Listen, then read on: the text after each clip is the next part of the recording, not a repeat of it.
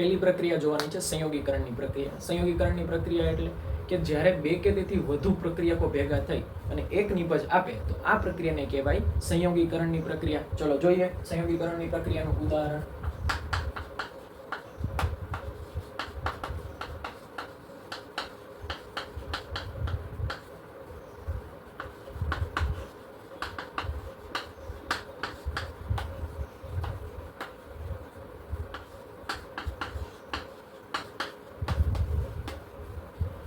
સંયોગીકરણની પ્રક્રિયાનું સિમ્પલ ઉદાહરણ છે કે કાર્બન અને ઓક્સિજન ભેગા થઈ અને શું બનાવે છે તો કે કાર્બન ડાયોક્સાઇડ. પ્રક્રિયા કેટલા છે?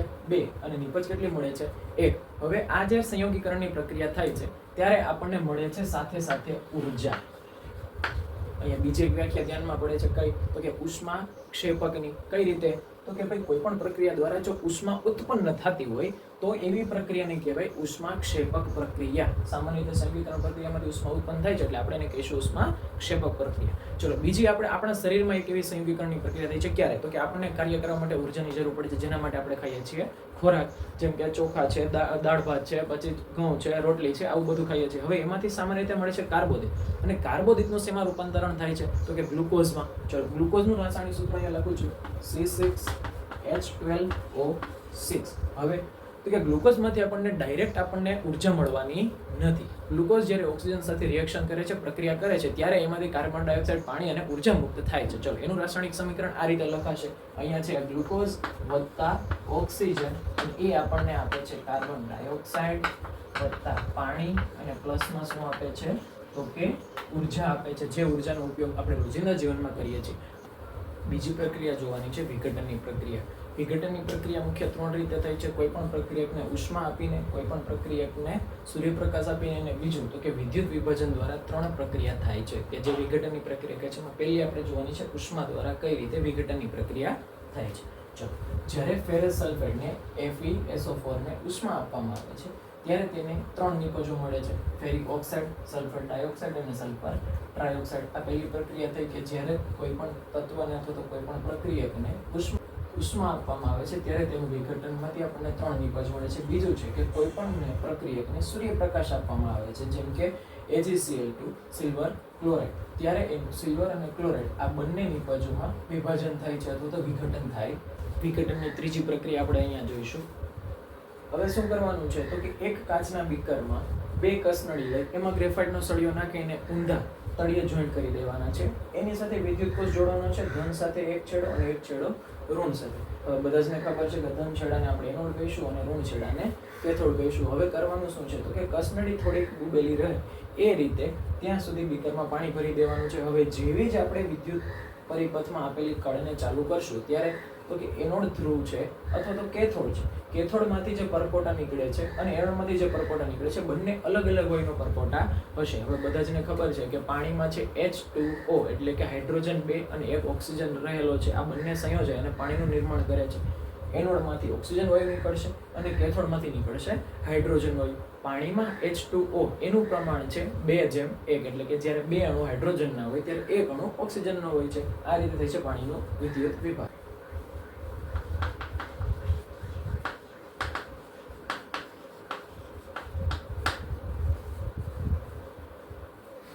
ત્રીજી પ્રક્રિયા જોવાની છે વિસ્થાપનની પ્રક્રિયા. અહીંયા વિસ્થાપનની પ્રક્રિયાનું ઉદાહરણ તરીકે લઈશું આપણે લોખંડની ખીલી અને કોપર સલ્ફેટનું દ્રાવણ.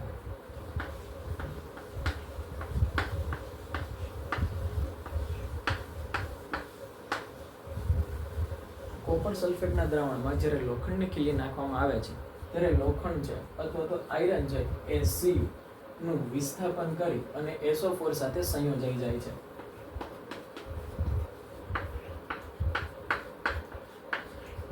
આવું શું કામે થાય છે તો કે કોપર કરતાં જે આયરન ધાતુ છે એ થોડીક વધારે સક્રિય છે. તેથી શું કરશે તો કે કોપરના સ્થાને Fe આવી જશે. હવે બીજી આવી જ પ્રક્રિયા જોવાની છે લેડ સાથે.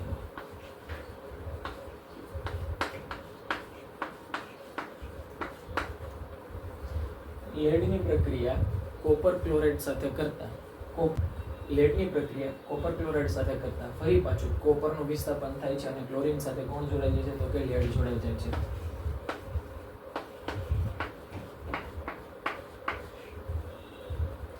ત્રીજી પ્રક્રિયા છે ઝિંકની.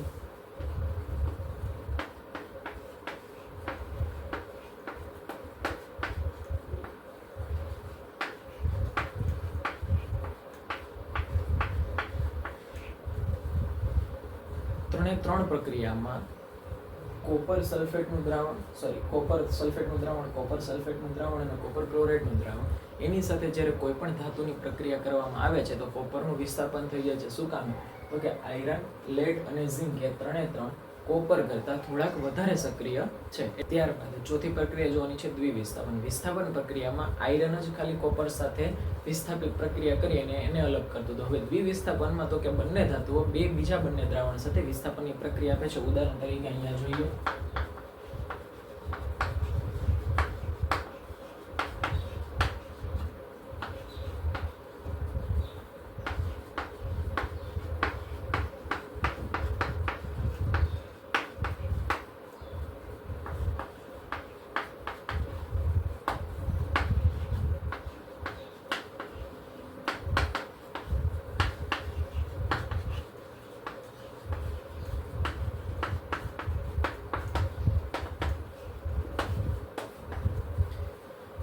જ્યારે સોડિયમ સલ્ફેટ અને બેરિયમ ક્લોરાઇડની બંનેની પ્રક્રિયા કરવામાં આવે છે ત્યારે દ્વિવિસ્થાપન થાય છે. કઈ રીતે? તો કે સોડિયમ છે એ જોડે જશે Cl સાથે, એટલે બની જશે NaCl. આગળ આવી જશે તો શું કામ? તો કે અહીંયા બે સોડિયમ છે અને અહીંયા બે ક્લોરીન છે એટલા, અને આ બનાવશે સાલ્ટ. સોડિયમ ક્લોરાઇડ બધાને ખબર જ છે. હવે વૈધા બે વસ્તુ કોણ?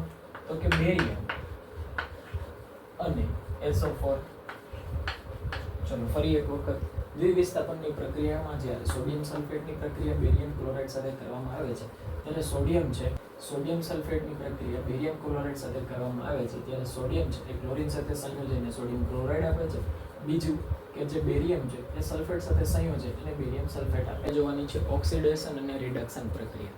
પહેલા તો એ જોઈ લે કે ઓક્સિડેશન અને રિડક્શન પ્રક્રિયા એટલે શું. જો કોઈ પણ પ્રક્રિયામાં કોઈ પણ ધાતુ અથવા કોઈ પણ તત્વ એ પોતાની પાસે રહેલો ઓક્સિજન ગુમાવે છે તો એ પ્રક્રિયાને કહેવાય છે રિડક્શન પ્રક્રિયા. અને જો કોઈ તત્વ અથવા તો કોઈ ધાતુ ઓક્સિજન મેળવે છે તો એને કહેવાય છે ઓક્સિડેશન પ્રક્રિયા. ચલો અહીંયા ઉદાહરણ જોઈએ.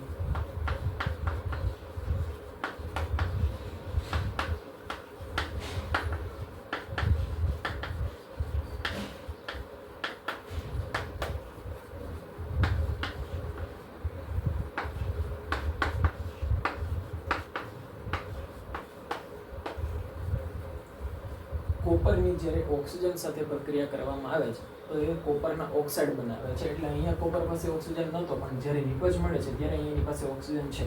તો અહીંયા શું કહેવાશે? તો કે કોપરનું ઓક્સિડેશન થયું. શું કામ? તો કે કોપર ઓક્સિજન સાથે પ્રક્રિયા કરી અને ઓક્સિજન મેળવે છે. ચલો બીજું ઉદાહરણ જોઈશું.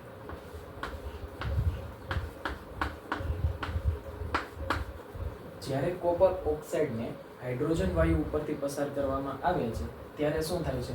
તો કે ત્યારે હાઇડ્રોજનના બે અણુ અને ઓક્સિજનના એક અણુ એ સંયોજે અને બની જાય છે પાણી, અને કોપરને શું કરી દે છે? તો કે અલગ કરી દે છે. હવે અહીંયા જો Cu છે એવો ઓક્સિજન ગુમાવી દે છે તો એનું કહેવાશે કે એનું રિડક્શન થયું છે. જ્યારે હાઇડ્રોજન છે એ ઓક્સિજન મેળવે છે તો કહેવાશે કે એનું શું થયું છે? ઓક્સિડેશન થયું છે. હવે જ્યારે કોઈ પણ પ્રક્રિયામાં ઓક્સિજન મેળવાય છે તો એ પ્રક્રિયાને કહેવાય ઓક્સિડેશન, અને જે પ્રક્રિયામાં ઓક્સિજન ગુમાવાય છે એ પ્રક્રિયાને કહેવાય છે રિડક્શન. જો કોઈ પણ રાસાયણિક પ્રક્રિયામાં બંને પ્રક્રિયા થતી હોય ઓક્સિડેશન અને રિડક્શન, તો આ પ્રક્રિયાને કહેવાશે ઓક્સિડેશન રિડક્શન પ્રક્રિયા અથવા તો રેડોક્સ પ્રક્રિયા.